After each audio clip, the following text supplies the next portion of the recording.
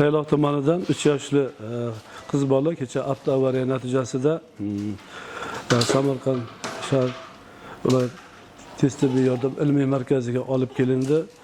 Anamizdan 1 soat oldin o'sha ko'chada avtoavariya natijasida travma olgan bemorga tekshirishdan keyin o'ng yelka suyagi o'rta uchligidan ochiq parchalanib sinib siljishi, bu yerda qon tomir, nerv tutamlarining ezilishi tashxisi bilan bemorga zudlik bilan operatsiya o'tkazildi. Bu yerda o'ng yelka suyagi ochiq metalloosseosintez hamda yelka arteriyasi, yelka venasi hamda bu yerda o'rta nerv, tirsak nervlari rekonstruksiya tiklandi. Bemorda kelgan vaqtida haqiqatan ham qo'lida o'sha saturatsiya alomatlari yo'q edi, ishemiya belgilari saqlanib turgan edi. O'sha operatsiyadan so'ng bemorda mana hozir saturatsiyasi 93-94 atrofida saqlanib turibdi.